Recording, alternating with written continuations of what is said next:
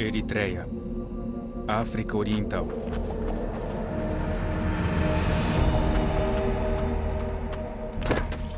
Disseram-lhe que renunciasse a ser um cristão evangélico.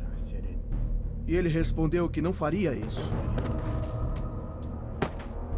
Disseram-lhe, não volte mais a orar. Ele apenas olhou para eles. Como deixar de orar? Disseram-lhe que haveria problema se ele continuasse a falar de Jesus para os prisioneiros. Disseram-lhe que seria torturado se insistisse em ler os trechos da Bíblia contrabandeados na prisão. Disseram-lhe que o livro era a causa de todos os seus problemas. Disseram-lhe, desista! Desista, pois é perigoso.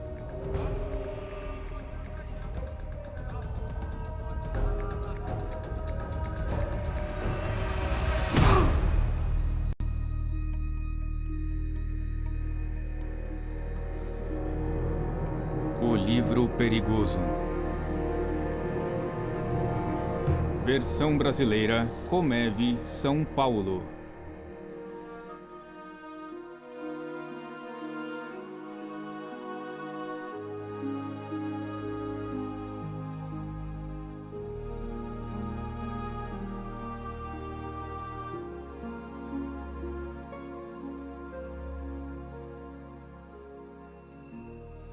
Não parece tão perigoso, mas Isaac, o prisioneiro que acabamos de ver, discordaria.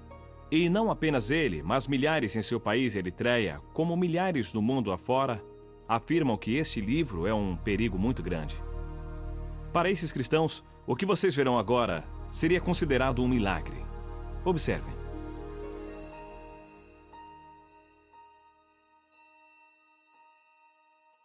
Ninguém chamou a polícia. Não me importunam.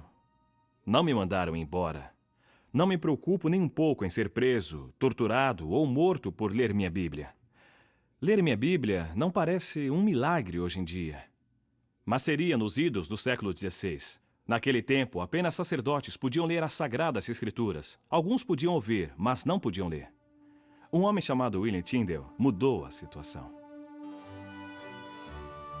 Inglaterra, 1523. Tyndale achava que todos poderiam ler a Bíblia. Ele saiu de casa e fugiu para a Alemanha, onde traduziu a Bíblia para o inglês, imprimindo 6.000 exemplares. Essas foram as primeiras cópias da Bíblia em inglês. E Tyndale as contrabandeou para a Inglaterra. Seu inimigo mortal, o bispo de Londres, comprou todos os exemplares, pensando em queimá-los. A reação de Tyndale foi: "Ah, vai queimá-los? Pois eu muito me alegro, pois eu recebo o dinheiro dos livros e o mundo inteiro vai se indignar com a queima da palavra de Deus." Tyndale morreu antes que a Bíblia fosse livremente vendida em seu país. Suas palavras finais, ao ser enforcado e queimado por suas ações, foram: "Senhor, abra os olhos do rei da Inglaterra." Sua prece foi atendida. O que o Senhor exige? Pratique a justiça, ame a fidelidade e ande humildemente com seu Deus. Hoje, evidências da influência da Bíblia são comuns na sociedade ocidental. É até comum sua exposição pública, tão normal que chega a permear fatos da vida diária. Porém, isso é um milagre. A Bíblia está disponível para todos nós. Qualquer um pode comprá-la e lê-la sem medo. O que Isaac na Eritreia não daria para ter essa liberdade. E nós aproveitamos essa liberdade? Nós nos alegramos com ela? Usufruímos dela lendo a palavra e praticando-a? Não seria terrível se os que são proibidos de ler a Bíblia fizessem melhor uso dela que os que podem ler livremente? Um velho pastor chinês uma vez disse: "Existem apenas 3 tipos de cristãos no mundo e apenas um é verdadeiro. O primeiro tem a Bíblia, mas não a lê. Esse não vale. O segundo tem a Bíblia, lê, mas não tem amor por ela. Também não vale. O terceiro tem a Bíblia, lê e ama o que lê. É o tipo que muda o mundo." Então, deixando escapar uma pequena lágrima, ele acrescentou: "Mas esse tipo de cristão é muito raro." O que acontece quando temos a Bíblia, a lemos e a amamos? Vamos conversar com alguém que fez as 3 coisas e mudou o mundo. Seu nome é Irmão André. Em 1955, uma frase do livro do Apocalipse o impressionou. Esteja atento, fortaleça o que resta, aí estava para morrer. Ele viu a luta dos cristãos perseguidos na Europa Oriental e respondeu ao chamado do Senhor para que fizesse algo que cristão ocidental nenhum fizera até aquele momento: contrabandear a Bíblia para dentro da cortina de ferro. Com Bíblias empilhadas dentro de um Fusca, o irmão André dirigiu até a fronteira, sussurrando uma oração que ficou famosa. Senhor, fizeste cegos enxergarem. Por favor, segue os olhos dos que veem.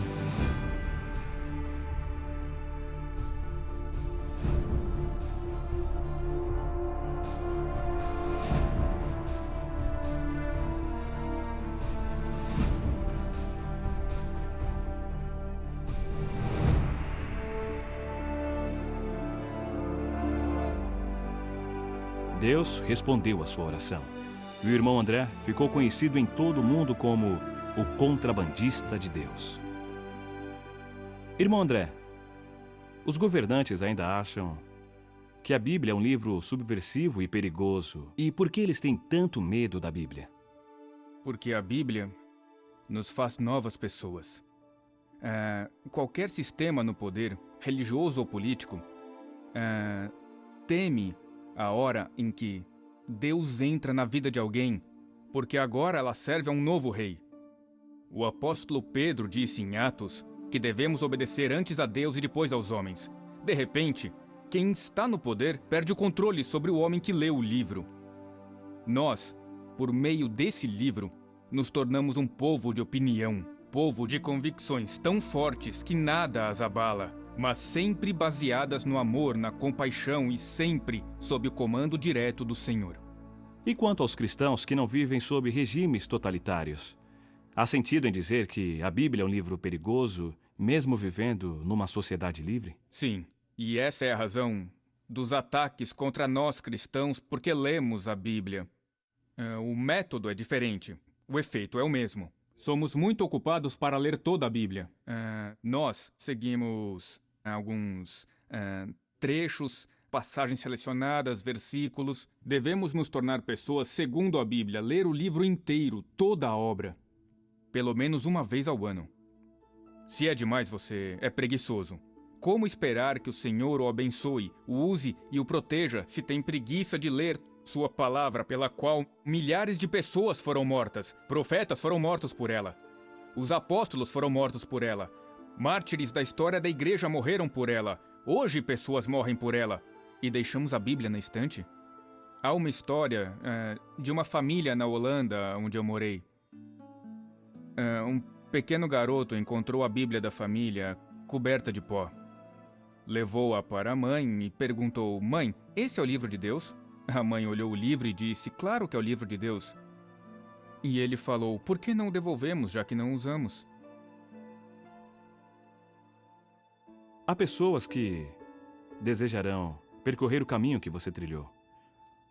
Então, dê-lhes um ponto de partida pelo qual poderão começar a viver segundo a Bíblia. Qual seria esse ponto?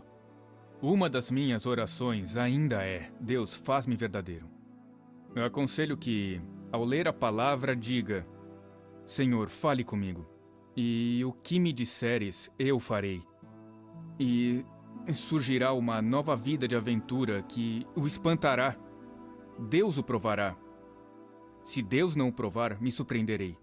Se você nunca for atacado pelo diabo, me surpreenderei. Mas como? Eu não sou digno de um ataque? Você pede por problemas quando segue a Jesus radicalmente. Mas nos problemas diga aleluia, eu estou no caminho certo. Siga o livro, siga. Siga o livro. Isso mudará a sua vida. E é aí que surge o perigo. É quando precisamos que a igreja perseguida nos mostre o caminho.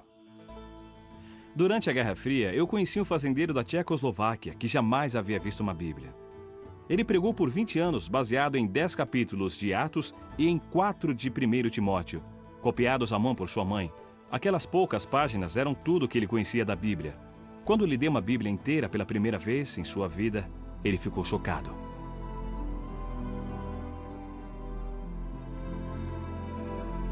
Ele me disse: agora terei muito mais problemas.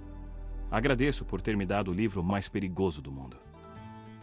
E depois ele perguntou: você tem esse livro há muito tempo? Diga-me, que belos problemas ele lhe causou.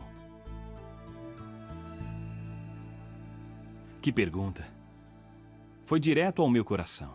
Que belos problemas a Bíblia lhe causou. Ela deveria causar problemas para todos nós? Será que a Bíblia já me pôs em perigo? Ou é apenas um chamado aos irmãos Andrés deste mundo e daquele pastor tcheco? Parece coisa da Guerra Fria. Mas, na verdade, não é tão fácil gostar deste livro. Muitos de nós passamos por períodos talvez inevitáveis em que achamos a Bíblia um tanto difícil, entediante, diriam alguns. Respeitamos o livro, mas não o lemos muito. Não é fácil admitir o fato. Mas nos lugares onde cristãos são proibidos de portar uma Bíblia, lugares onde as pessoas arriscam a vida por seguir a Jesus, a Bíblia tem um valor extraordinário. Encarar essas histórias pode mudar o modo como encaramos nossa Bíblia. Amontoados em contêineres como este, estão centenas de cristãos da Eritreia de hoje.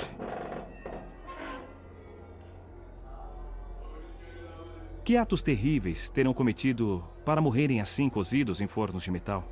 Sem julgamento, sem alimento ou água, são punidos pelo crime de serem cristãos e agirem como cristãos, orando, reunindo-se e lendo as suas Bíblias. Meu irmão Gideão sabe disso muito bem.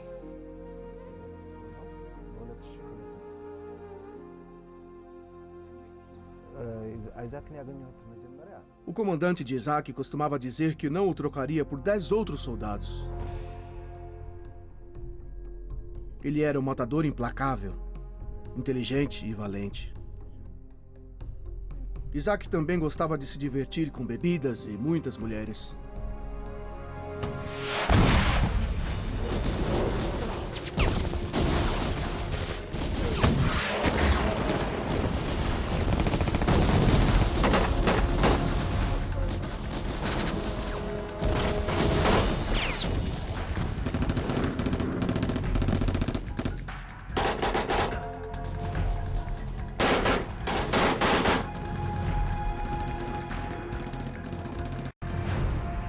No meio de uma guerra, sobrevivia como podia.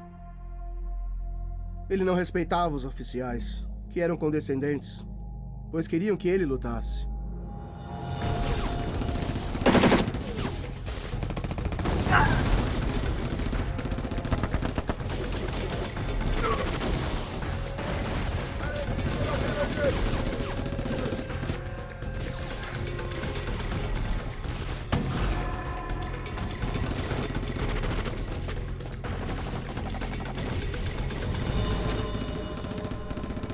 A unidade de Isaac tinha 500 homens. 450 morreram em batalha. A maioria dos sobreviventes estavam seriamente feridos. Isaac saiu ileso.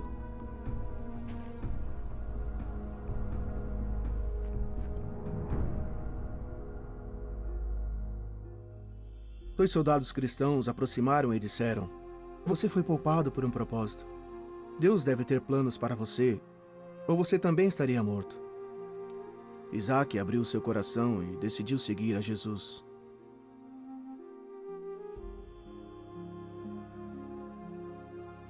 Daquele momento em diante, ele abandonou os vícios, respeitou seus superiores e todos notaram algo muito diferente em Isaac.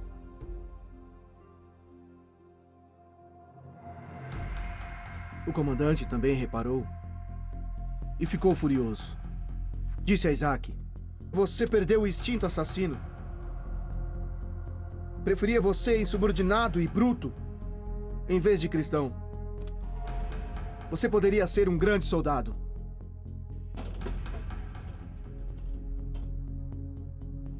Ordenaram a Isaac se afastar dos cristãos. Proibiram que ele lesse a Bíblia.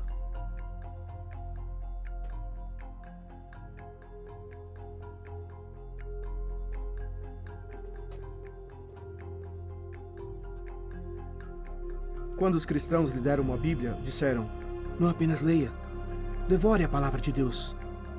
Deixe ela penetrar no teu coração.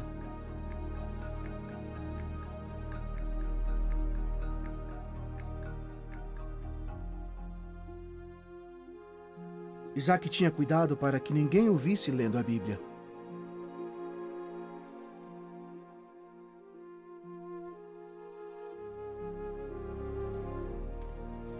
Mas ele foi pego.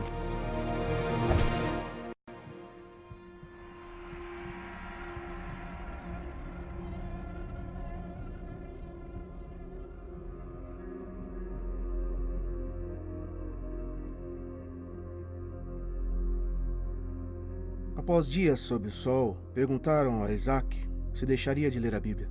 E ele disse: "Não, eu não posso." As torturas aumentaram. Eles o amarraram e mantiveram na posição helicóptero por 7 longos dias.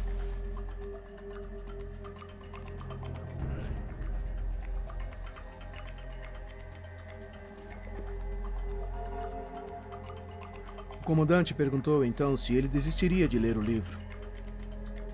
Mesmo assim, Isaac não concordou em deixar de ler a Bíblia.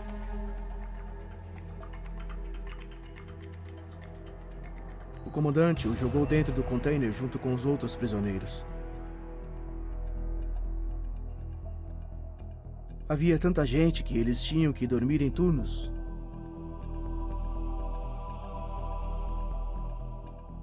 Durante o dia, o calor era terrível.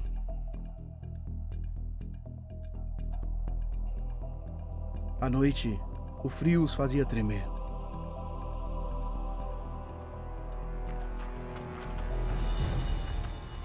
Propuseram a Isaac um fim para o sofrimento e uma promoção militar.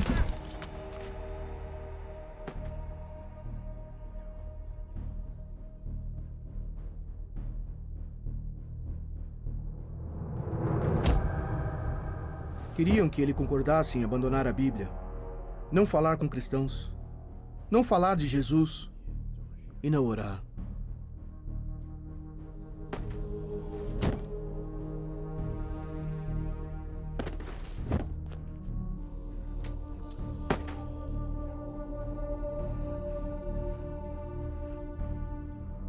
Por 9 longos meses, Isaac não assinou, não cedeu, ele resistiu.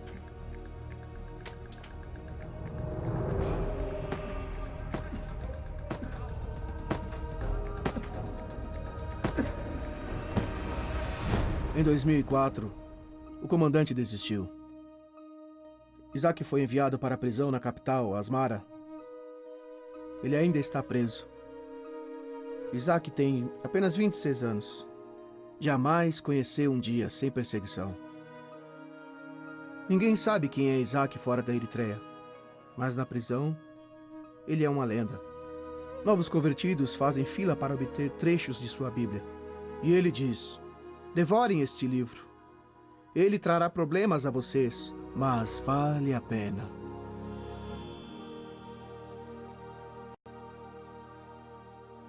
Passou muito tempo desde que Tyndale morreu por contrabandear Bíblias para a Inglaterra. Perseguição por ler a Bíblia já é passado na Inglaterra. Mas a história de Isaac abre os meus olhos para uma incrível liberdade que eu desfruto. Liberdade que Isaac jamais terá. Não sei quanto a vocês, mas a realidade de Isaac sofrendo na prisão de Eritreia abala o meu mundo confortável. Muda a minha visão da Bíblia, transforma a seriedade do meu compromisso.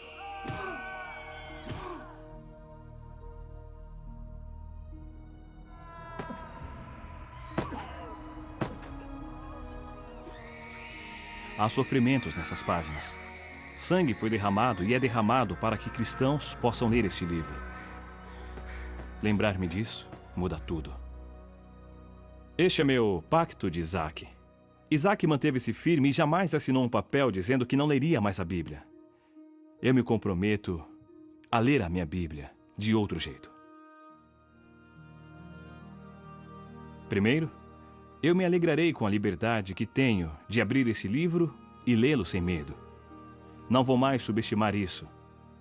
Lutarei para manter essa liberdade e por justiça para aqueles que, como Isaac, não têm a liberdade que eu tenho.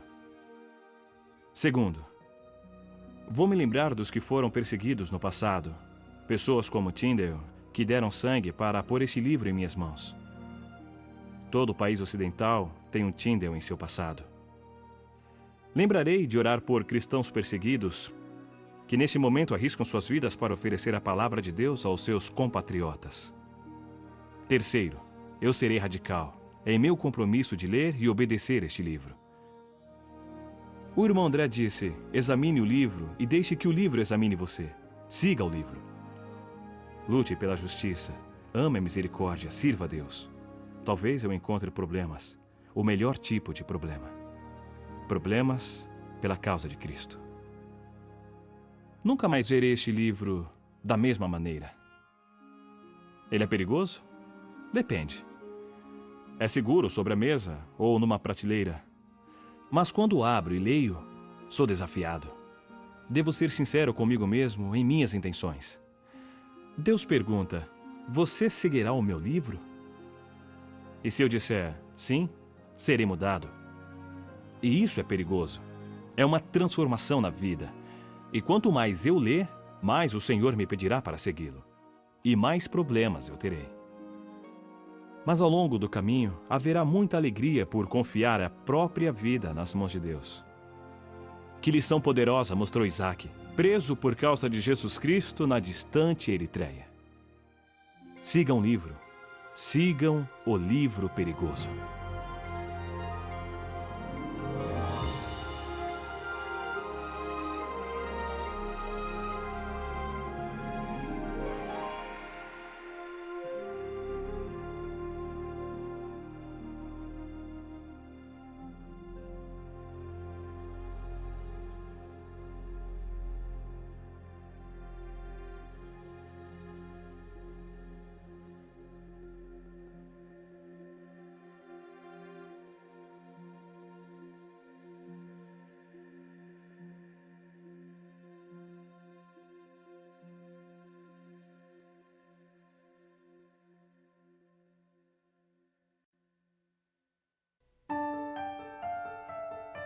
Depois de uma temporada no Ocidente, Samir está de volta ao lar.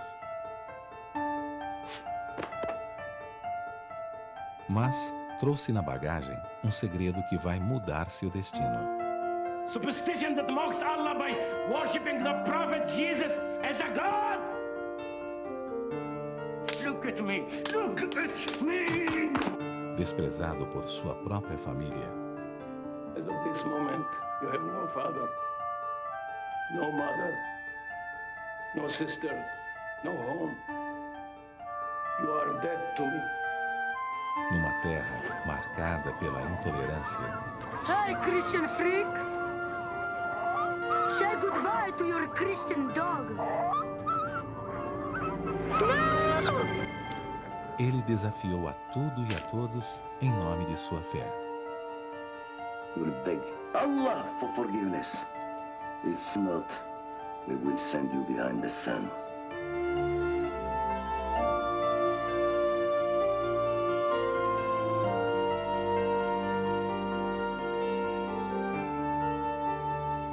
Baseado em fatos reais. Atrás do Sol. Samir, we both grew up with Islam. Maybe I believe, maybe I don't. Just don't get yourself killed. Get out as soon as you can. Atrás do Sol, mais uma produção da missão Portas Abertas que você não pode perder.